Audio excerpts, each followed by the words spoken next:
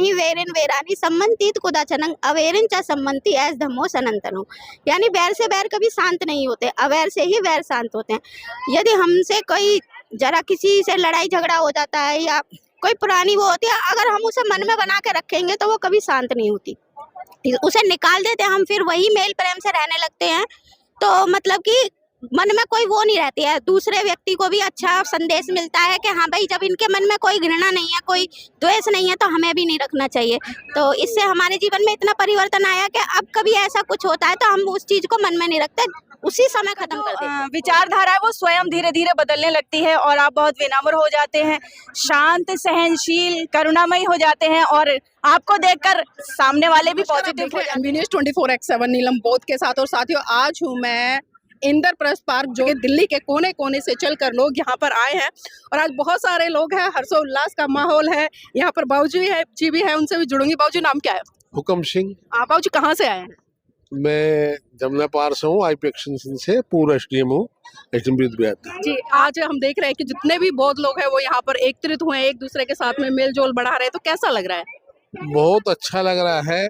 ये एक सबक लेने वाला है, शिक्षा लेने वाला है कि हम सबको एकत्र होकर के महात्मा बुद्ध को, भगवान बुद्ध को, उनके शरणों में जाना चाहिए, उनकी जो दिए गए उपदेश है उन्हें मानना चाहिए। अच्छा, बौद्ध है अभी हिंदू ही है? देखो, सच्चाई तो ये है, दोनों मिला जुला हो।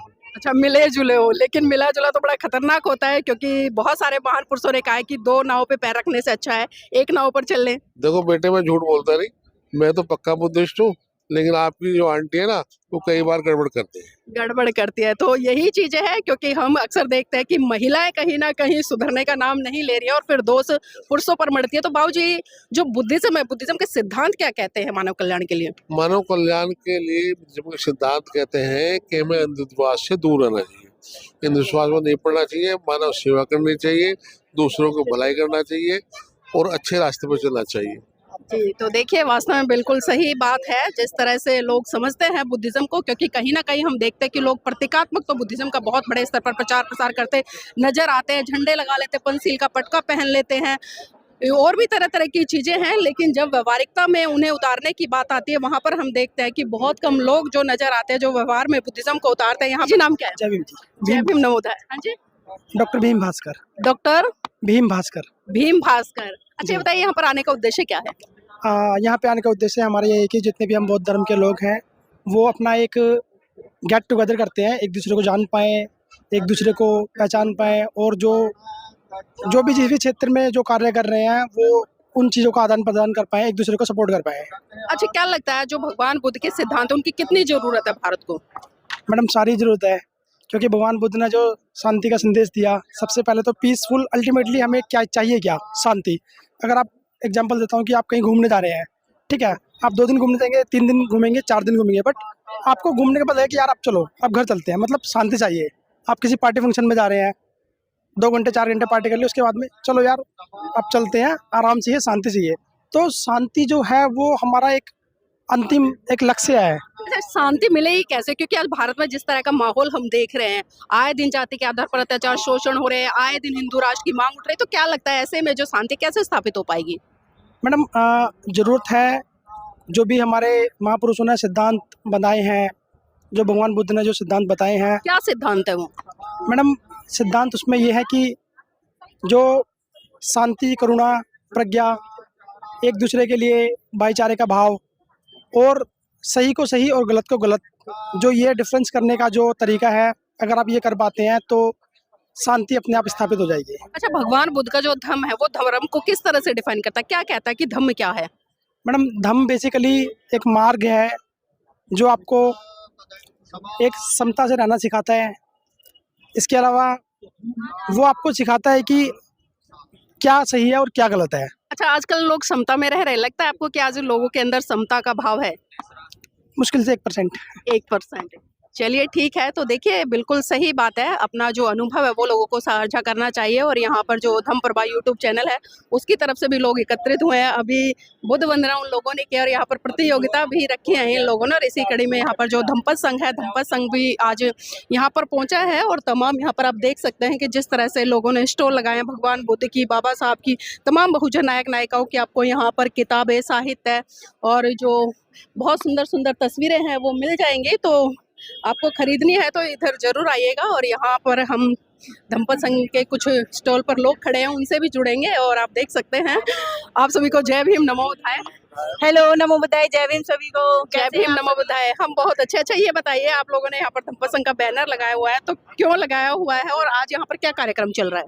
आज यहाँ पर कार्यक्रम चल रहा है, बुद्ध समारोह मेला है। यहाँ पर सभी अपना अपना स्टॉल लगाकर बैठे हैं और हमने भी धम्मपद संघ का स्टॉल लगाया है ताकि हम भारत को बुद्धमय बना सकें। और धम्मपद संघ जो अपना कार्य कर रहा है उसको आगे कैसे दूसरों तक पहुँचाएं, उसको बताने के लिए, उसको समझाने के लिए और हमने एक कोर्स तैयार किया है। उसके जरिए सभी को बुद्ध बनाने के लिए, जो रियल बुद्ध है उनके विचारधारा सब तक पहुंचाने के लिए हमने अपना बैनर लगाया है। और आज हम यहाँ पर सबको समझाएंगे, सबको बताएंगे जो हमारा कोर्स है उसके बारे में, धम्मपद संघ के बारे में कि धम्मपद संघ कैसे कैसे कार्य कर रहा है और पूरे भारतवर्ष में हर स्टेट में हर जगह जगह जगह जाकर किस तरीके से अपना प्रचार प्रसार कर रहा है, बुद्धिज्म का प्रचार प्रसार हो रहा है। ये काम तो और भी संगठन कर रहे हैं, लेकिन आपके धम्मपद संघ में ऐसी क्या विशेष खूबी है जो लोग इससे जुड़े? आप कह रहे हैं कि हम सिखा रहे हैं, ऐसा क्या सिखा रहे हैं कि लोग आपके पास आए और आप लोगों से जुड़े और वो सीखे? क्या है वो चीज? जी बिल्कुल नीलम सिंह जी, इसके लिए मैं आपको अपना धम्मपद संघ का जो हमारा कोर्स तैयार किया गया है मैं उसके बारे में थोड़ा सा आपको विस्तार पूर्वक तो नहीं बता पाऊंगी क्योंकि थोड़ा सा बड़ा है, लेकिन थोड़ा सा मैं आपको बताना चाहूंगी कि इसमें सिर्फ ये है कि हमने जो प्रथम वर्ष का कोर्स तैयार किया है हमारे आदरणीय वकील साहब जी ने, तो इसमें सारी चीजें पूरी विस्तार पूर्वक हैं जो पाली भाषा में है और हिंदी में भी उसका अनुवाद है। वो सारी चीजें हर जो भी हमारे प्रशिक्षु बनते हैं पहले हम उनको सिखाते हैं, अच्छे से उनको बताते हैं और जब वो अपने जीवन में उसको अनुसरण कर लेते हैं, धारण कर लेते हैं तो उनका जीवन धीरे धीरे बदलने लगता है। मतलब आप ये कह रहे हैं कि जो धम्म है वो धारण करने की चीज है, व्यवहार में उतारने की चीज है। व्यवहार में उतारने की चीज है और व्यवहार में उतारने के बाद जैसे ही आपका व्यवहार परिवर्तन में हो जाता है और आपका जो विचारधारा है वो स्वयं धीरे धीरे बदलने लगती है और आप बहुत विनम्र हो जाते हैं, शांत, सहनशील, करुणामयी हो जाते हैं और आपको देखकर सामने वाले भी पॉजिटिव हो जाते हैं। अच्छा, आजकल हम एक नारा सुनते हैं कि बौद्ध धर्म की क्या पहचान, मानव मानव एक समान, और बहुत सारे हैं कि बौद्ध धर्म का यही है नारा, करुणा, मैत्री, भाईचारा। लेकिन आजकल मैं देखती हूँ बहुत सारे बौद्ध ऐसे हैं जो क्रोध करते हैं, आपस में द्वेष रखते हैं, घृणा रखते हैं। तो क्या जो भाईचारा, करुणा, मैत्री है उसका संदेश फलीभूत होता है? नहीं नहीं, हमें बिल्कुल भाईचारे के साथ ही रहना चाहिए, हमें द्वेष भावना से बिल्कुल दूर रहना चाहिए। जो आपस में जो लोग करते हैं वैसे उनको ऐसा नहीं करना चाहिए क्योंकि ऐसा करने से हमारे बुद्धिज्म में मतलब ये है कि थोड़ा गलत इम्पैक्ट पड़ता है, दूसरों पर गलत प्रभाव पड़ता है। तो हम सभी को, चाहे वो किसी भी संगठन का हो, किसी भी संस्था से बिलोंग करता हो, उसको बहुत ही विनम्र और नर्म स्वभाव के साथ सभी के साथ बातें करनी चाहिए। अपनी अपनी बात रखने का सबको अधिकार है और आप अपने धर्म का प्रचार अपने तरीके से कर सकते हैं, लेकिन अपनी भाषा में कोमलता, निर्मलता लाएंगे तभी आपके लोग आकर्षित होंगे और आपके पास आएंगे। जी बिल्कुल। देखिए बुद्ध ने भी बिल्कुल साफ साफ कहा है कि जो चित्त है, चित्त को आप जितना परिशुद्ध करेंगे, जितना धर्म को व्यवहार में उतारेंगे, उतना ही आपका कल्याण होगा। बल्कि ना दिखावे से होगा, ना नारे लगाने से होगा और ना ही जय जयकार करने से होगा। और विडंबना यही रही है कि आज़ादी के 77 साल बीत चुके हैं और भगवान बुद्ध और सम्राट अशोक के बाद में हम देख रहे हैं कि नारे ही लगे। और इसी का कारण है कि भारत आज तक जो एक तरह से बौद्ध धर्म की विचारधारा से लबालब होना चाहिए था वो नहीं हुआ है। सर, नाम क्या आपका? जी, मेरा नाम प्रवीण गौतम है। हाँ, प्रवीण गौतम जी, आप भी धम्मपद संघ से जुड़े हुए हैं? जी, मैं धम्मपद संघ से एक आचार्य हूँ जी। अच्छा, आचार्य हैं। अच्छा, जानना चाहूंगी कि जो बुद्ध का धम्म है क्या कहता है वो? बुद्ध का धम्म कहता है सब पापस्य अकरणं कुशलस्य उपसंपदा सचित परियोतपनं एतं बुद्धानुशासनं। सभी पाप कर्मों का ना करना, सभी पुण्य का करना, अपने चित्त को परिशुद्ध करना, यही बुद्धों का धम्म है। तो हमें अपने जो चित्त में बुराइयां हैं उनको निकालना है और चित्त को एकदम शुद्ध करके और धम्म के अकॉर्डिंग हमें चलना है। अच्छा, आपको कितना समय लगा जो आप बता रहे हैं कि मैं आचार्य बन गया हूँ? कोई कोर्स किया है? जी, एक कोर्स किया है हमने धम्मपद संघ के माध्यम से। और कितना समय लगा? मात्र 15 से 20 दिन में हमने इसको याद कर लिया था और इससे अपने व्यवहार में भी हम उतार रहे हैं जो कोर्स है। अच्छा, इस कोर्स को करने के बाद क्या परिवर्तन देख रहे हैं अपने जीवन में? जी, परिवर्तन बहुत आ रहा है। पहले हम किसी से भी लड़ जाते थे और क्रोध बहुत जल्दी आता था, लेकिन अब हमने क्रोध पे भी नियंत्रण पाया है और हमने व्यवहार में बहुत अच्छा बदलाव किया है। और जो हम अपने घर में कार्य करते हैं या अपने कहीं भी काम करने जाते हैं, वहाँ सभी से बहुत अच्छे से बात रखते हैं, तो अपने आप ही झलकता है कि इनके अंदर धर्म का आचरण है। जी, तो देखिए व्यावहारिकता में धम्म होना चाहिए, ना कि आपके नारों में या किसी तरह के स्लोगन में। आदरण जी, आपका नाम क्या है? मेरा कृष्णा बौद्ध। कृष्णा भोज जी, आप भी धम्म संघ से जुड़े हुए हैं? जी, मैं भी दंपत संघ की एक आचार्य हूँ। मैंने प्रथम वर्ष का कोर्स किया तो मैं आचार्य बनी। अच्छा, प्रथम वर्ष का कोर्स किया, तो कोर्स में क्या कुछ आपने सीखा है जिससे कि आपके जीवन में बहुत बड़ा परिवर्तन आया, या पहले जैसे थे वैसे ही हैं? जी नहीं, जब से हमने धम्पा संघ में जुड़े हैं और जब से कोर्स किया है तो काफ़ी परिवर्तन आया है हमारे जीवन में। अब जैसे कि हमारे कोर्स में सिखाया जाता है, ना ही वेरेन वेरानी सम्मंतित कुदाचनंग अवेरन चा सम्मंति एस धम्मो सनातनो, यानी बैर से बैर कभी शांत नहीं होते, अवैर से ही वैर शांत होते हैं। यदि हमसे कोई जरा किसी से लड़ाई झगड़ा हो जाता है या कोई पुरानी वो होती है, अगर हम उसे मन में बना के रखेंगे तो वो कभी शांत नहीं होती। उसे निकाल देते हैं हम, फिर वही मेल प्रेम से रहने लगते हैं, तो मतलब कि मन में कोई वो नहीं रहती है। दूसरे व्यक्ति को भी अच्छा संदेश मिलता है कि हाँ भाई, जब इनके मन में कोई घृणा नहीं है, कोई द्वेष नहीं है, तो हमें भी नहीं रखना चाहिए। तो इससे हमारे जीवन में इतना परिवर्तन आया कि अब कभी ऐसा कुछ होता है तो हम उस चीज को मन में नहीं रखते, उसी समय खत्म कर देते हैं। तो देखिए, ये धम्म है। जो लोग कहते हैं कि धम्म है झंडा उठाना या पटके लगाना है, जयकार करना है, वो धम्म नहीं है। अभी जिस तरह से बताया कि जो बुद्ध के सिद्धांत है उनको जीवन में उतारना और जीवन में उतार कर अपने आप को परिवर्तित कर लेना, वही धम्म है। आदरण जी, आपका नाम क्या है? जी, मेरा नाम हुक्म सिंह है।